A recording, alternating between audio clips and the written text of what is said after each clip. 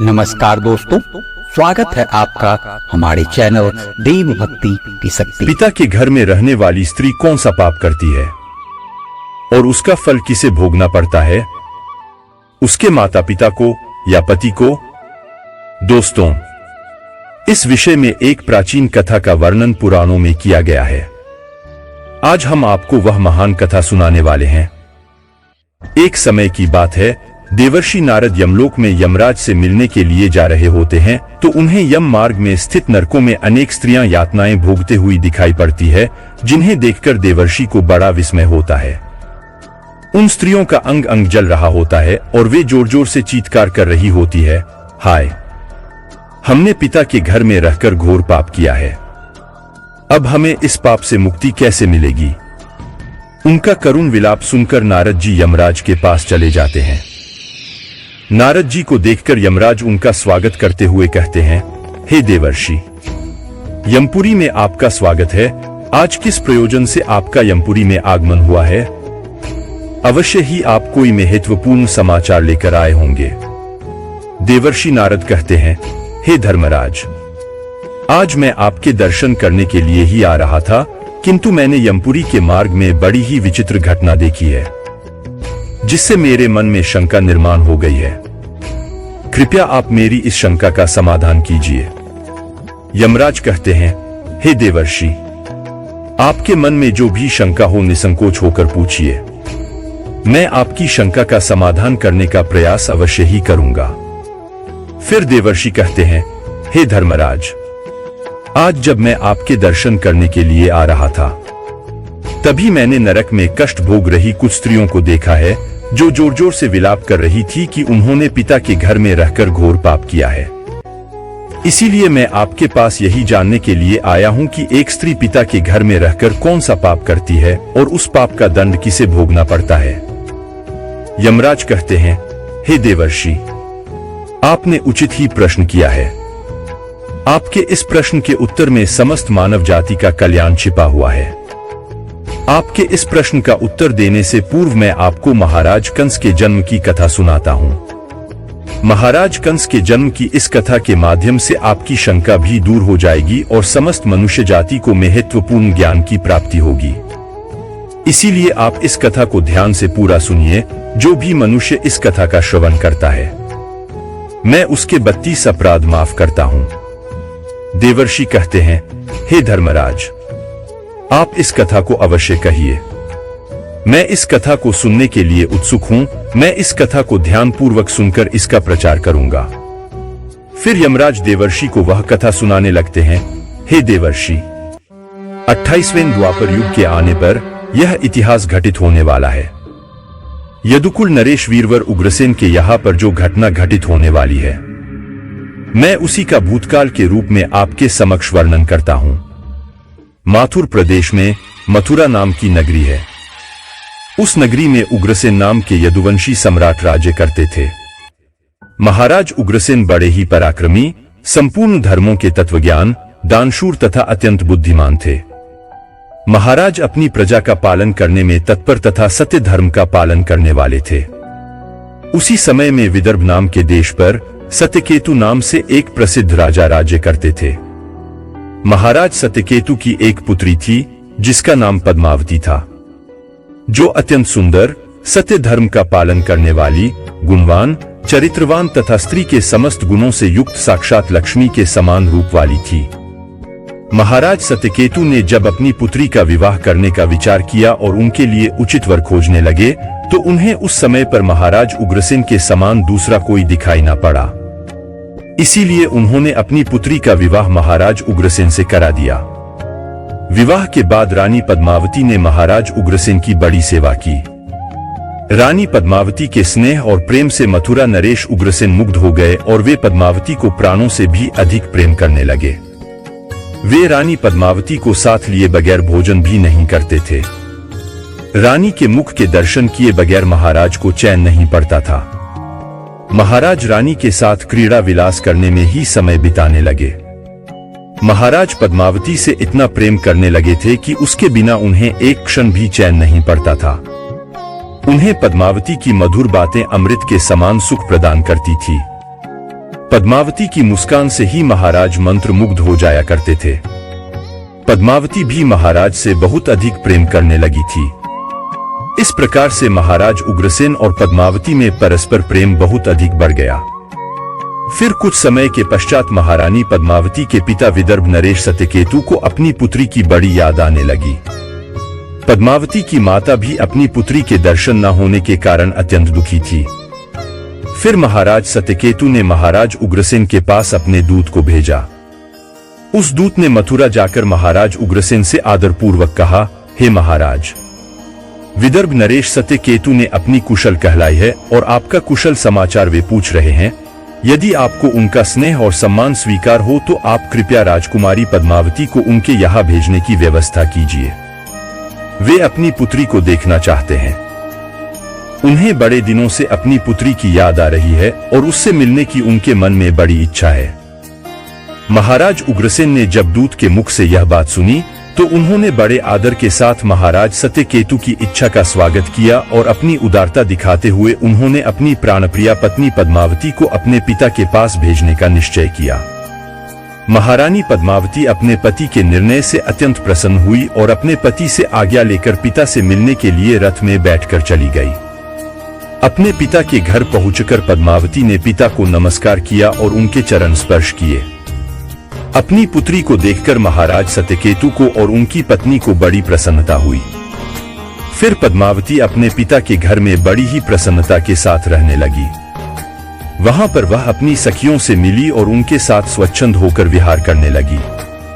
पहले की तरह ही वह वन में घूमने लगी। नदी सरोवर के पास जाकर विचरण करने लगी। अपने पिता के घर आकर वह पुनः बालिका बन गई और उसके आचरण में भी बालिका की तरह संकोच का भाव न रहा और वह इधर उधर स्वतंत्र होकर घूमने लगी। फिर एक दिन की बात है, पद्मावती अपनी सखियों के साथ एक सुंदर पर्वत पर सैर करने के लिए चली गई। उस पर्वत की तराई में एक रमणीय वन दिखाई दिया जो सुंदर सुंदर वृक्षों से शोभा पा रहा था। उस वन में एक अत्यंत मनोहर स्वच्छ जल से भरा हुआ सर्वतोभद्र नाम का सरोवर था। उस सरोवर को देखकर पद्मावती अपनी सखियों को लेकर सरोवर के पास चली गई और उस सरोवर में अपनी सहेलियों के साथ हंसती गाती हुई जल क्रीड़ा करने लगी। अपनी सहेलियों के साथ खेलते कूदते हुए वह अपने पति परमेश्वर को भूल गई और मौज करने लगी। उसी समय कुबेर का एक सेवक गोबिल नाम का दैत्य दिव्य विमान पर बैठकर आकाश के मार्ग से कहीं पर जा रहा था। जब वह उस सरोवर के ऊपर से जा रहा था तो उस राक्षस की दृष्टि सुंदर रूप तथा बड़ी बड़ी आंखों वाली राजकुमारी पद्मावती पर पड़ी, जो हंसते खेलते हुए सरोवर में स्नान कर रही थी। उसे देखते ही वह दैत्य आकाश में ही रुक गया। उसे अपनी ज्ञान शक्ति से पता चला कि वह सुंदरी विदर्भ नरेश की पुत्री पद्मावती है, जो महाराज उग्रसेन की प्यारी पत्नी है। वह दैत्य गोबिल इस प्रकार से सोचने लगा, हाय, यह पद्मावती कितनी सुंदर है, इसका रूप कितना मनोहर है, किंतु यह पतिव्रता होने के कारण आत्मबल से सुरक्षित है, पर पुरुष के लिए इस सुंदरी को पाना असंभव है। महाराज उग्रसेन बड़ा ही मूर्ख है जो उसने अपनी इतनी सुंदर मनोहर रूप वाली पत्नी को मायके में भेज दिया। यह सुंदरी देवताओं के लिए भी दुर्लभ है। इस समय कामदेव मुझे बहुत पीड़ा दे रहे हैं। मैं कैसे इस सुंदरी के निकट जाऊं और इसका उपभोग करूं? इसके साथ भोग विलास करने की मेरे मन में बड़ी इच्छा हो रही है। इतना सोचते हुए उस राक्षस ने एक उपाय निकाला और फिर उसने महाराज उग्रसेन का रूप धारण किया। उसने पूरी तरह से अपने शरीर को महाराज उग्रसेन में बदल दिया। वह हुबहू महाराज उग्रसेन की तरह ही दिखाई पड़ रहा था। फिर वह उस वन में एक वृक्ष के नीचे जाकर बैठ गया और उसने मधुर संगीत बजाना शुरू कर दिया। वह मधुर संगीत मोहित करने वाला था। जब पद्मावती और उसकी सखियों ने उस मधुर संगीत को सुना तो उनका मन विचलित हो गया और वह मधुर संगीत की तरफ आकर्षित होने लगी। वह सोचने लगी, यह मधुर संगीत कौन बजा रहा है जिसने हम सभी को मंत्रमुग्ध कर डाला है। पद्मावती के मन में उस संगीत बजाने वाले को देखने की इच्छा हो गई। वह उस संगीत का पीछा करते हुए अपनी सखियों के साथ जाने लगी तो उसने देखा कि एक वृक्ष के नीचे कोई पुरुष बैठा है जो महाराज उग्रसेन की तरह दिखाई पड़ रहा था। वास्तव में वह दुष्ट राक्षस गोबिल था जो महाराज का रूप धारण करके बैठा हुआ था। महाराज उग्रसेन को वहां पर बैठा हुआ देखकर पद्मावती सोचने लगी, मेरे धर्म पलायन पति अपना राज्य छोड़कर इतनी दूर कब और कैसे चले आ गए। महारानी इस प्रकार से सोचने ही लगी थी कि महाराज उग्रसेन के भेष में बैठे हुए उस दुष्ट गोभिल ने स्वयं ही महारानी को पुकारा, हे प्रिय, यहां पर मेरे पास आ जाओ, मैं तुम्हारे बिना जी नहीं सकता सुंदरी। तुमसे अलग रहकर मुझे चैन नहीं पड़ रहा था। तुम्हारे दर्शन किए बगैर भोजन करना भी असंभव हो गया था। इसी कारण से मैं खुद ही चलकर तुम्हारे पास आ गया हूं।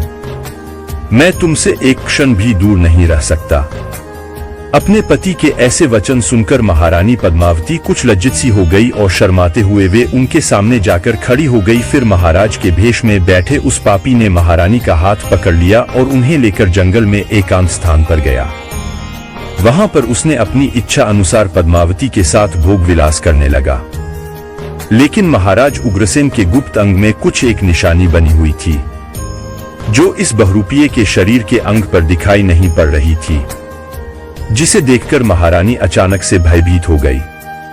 उसे समझ में आ गया कि यह महाराज उग्रसेन नहीं है, उनका रूप धारण करके कोई बहुरूपिया आया है। महारानी पद्मावती तुरंत वहां से उठ खड़ी हुई और अपने वस्त्र संभाल कर पहन लिया। महारानी के हृदय में इस घटना से बड़ा दुख हुआ।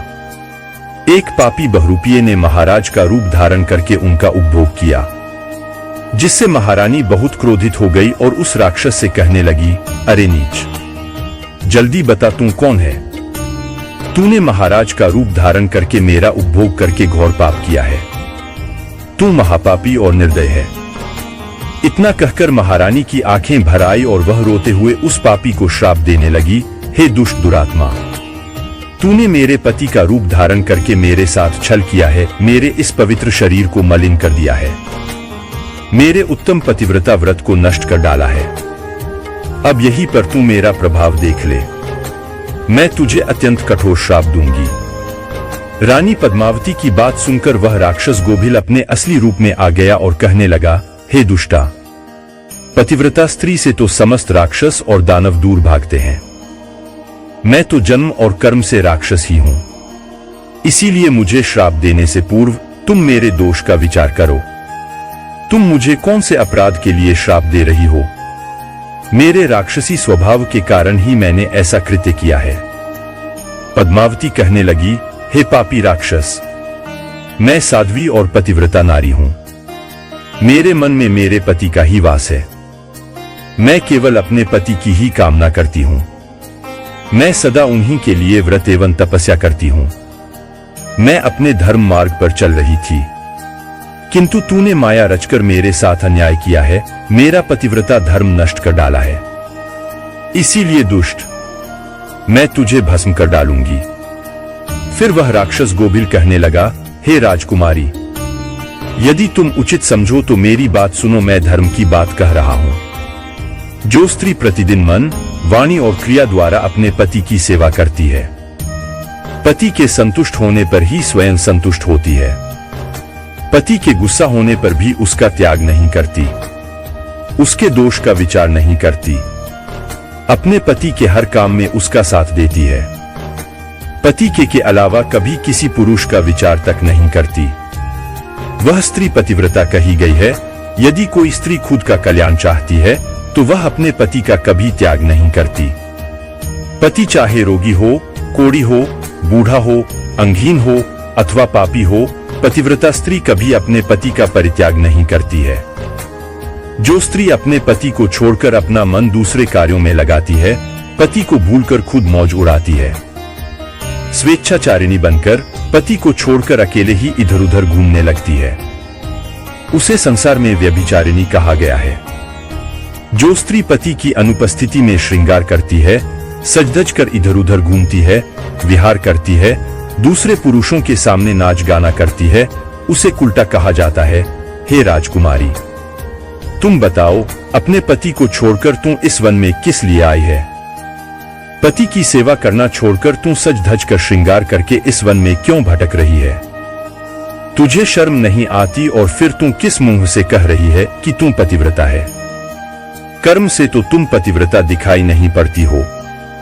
तुम पति के बिना निर्भय होकर इस पर्वत में और वन में मतवाली होकर घूम रही हो, इसीलिए तुम पापिनी हो। मैंने तुझे सही राह पर लाने के लिए ही तेरा उपभोग करके तुझे दंड दिया है। अब तुम इसके बाद कभी ऐसी धृष्टता नहीं करेगी। इसीलिए तुम मुझे बताओ तो, पति को छोड़कर किस लिए यहाँ पर आई हो? यह श्रृंगार, यह आभूषण, यह मनोहर सुंदर सुंदर वस्त्र धारण करके किसके लिए घूम रही हो? तुम्हारा पति तो दूर विदेश में रहता है, तुम किसके लिए इतना सज-धज कर घूम रही हो? हे पापिनी, अब बोलो ना, किस लिए और किसके लिए यह सब किया कहां है? तुम्हारा पतिव्रता धर्म दिखाओ तो मुझे। व्यभिचारिणी स्त्री के समान बर्ताव करने वाली नारी, तुम इस समय अपने पति से 400 कोस दूर हो। कहा है तुम्हारे अंदर पति को देवता मानने का भाव। अरे दुष्ट कहीं की, तुझे शर्म भी नहीं आती? खुद के ऐसे बर्ताव पर तुझे घृणा भी नहीं होती? तुम क्या मेरे सामने बोलेगी? तुम खुद पाप करके यहां पर घूम रही है, सुंदर वस्त्र आभूषण पहनकर पराये पुरुषों को आकर्षित कर रही है और मुझे बता रही है कि तुम पतिव्रता है। उस गोभिल के ऐसे वचन सुनकर पद्मावती बोलने लगी, ओ नीच राक्षस, तुम सुन, मेरे पिता ने मुझे अपनी पति के घर से बुलाया है, इसीलिए मैं आई हूं। इसमें पाप कहां है? मैं काम, लोभ तथा मोह के वश में पति को छोड़कर नहीं आई हूं। इस वन में भी मैं सदैव अपने पति का ही चिंतन करती रहती हूं, लेकिन हे पापी, तूने मेरे पति का रूप धारण करके मुझे धोखा दिया है। एक पतिव्रता स्त्री का पतिव्रता धर्म भंग करने वाले को घोर नरक में डाला जाता है, उसे बाद में सुअर के जन्म में डाल दिया जाता है। क्या तुझे इतना भी नहीं पता?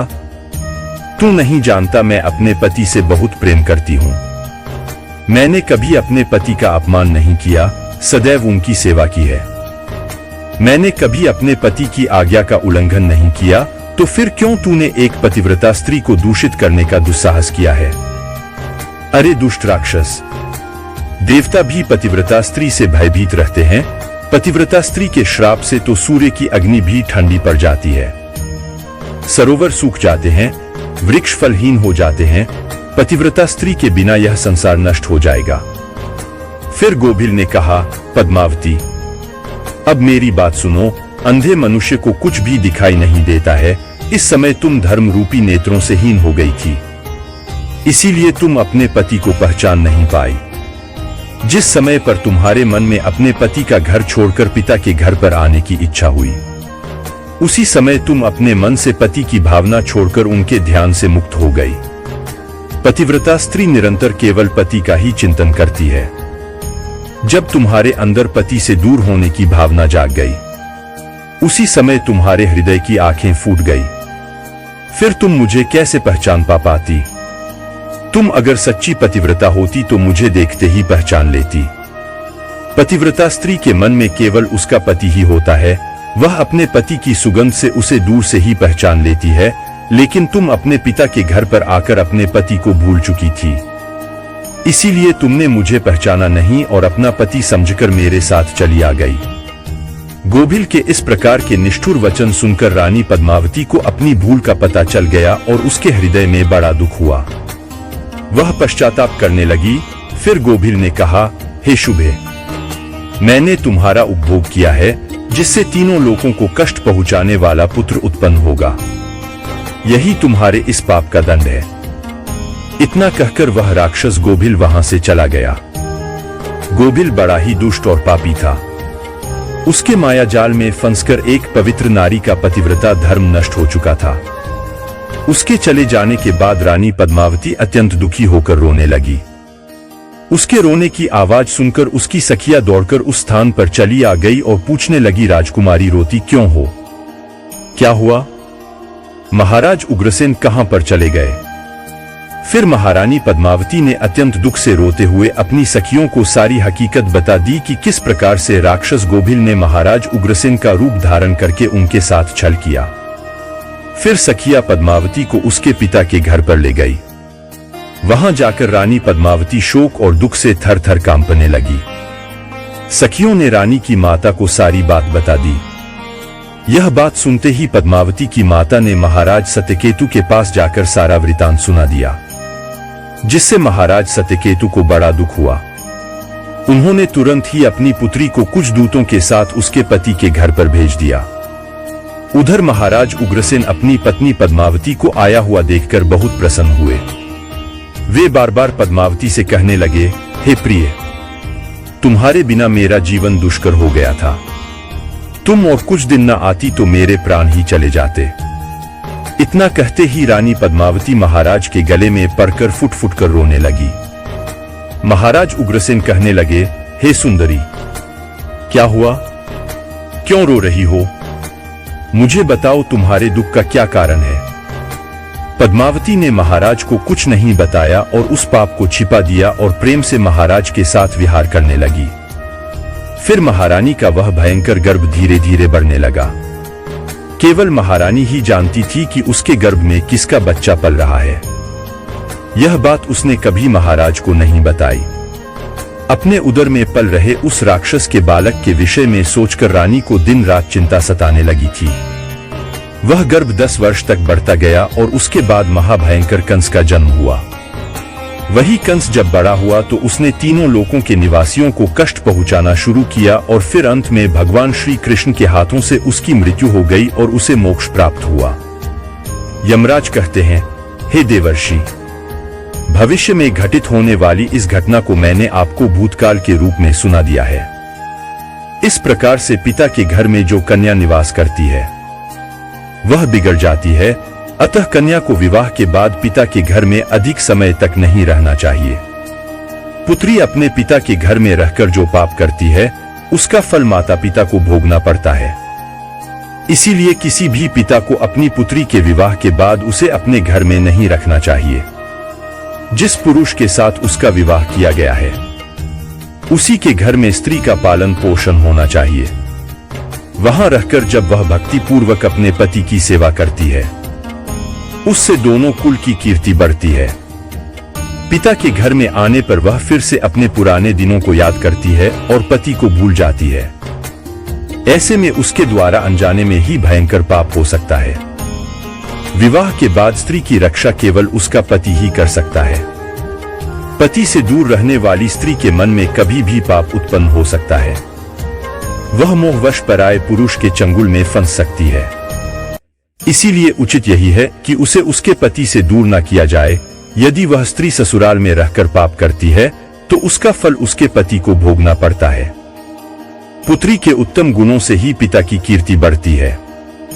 इसीलिए पुत्री का स्थान उसके पति के घर पर ही होता है। दामाद के साथ भी कन्या को अपने घर में नहीं रखना चाहिए। तो दोस्तों, इस प्रकार से धर्मराज ने देवर्षि नारद को रानी पद्मावती की कथा सुनाकर संसार को उत्तम संदेश दिया है। आपको यह कथा कैसी लगी? कमेंट करके अवश्य बताएं। जानकारी अच्छी लगी तो वीडियो को लाइक जरूर करें। कमेंट में जय श्री कृष्ण अवश्य लिखें, साथ ही चैनल को सब्सक्राइब करें। आप सभी का धन्यवाद।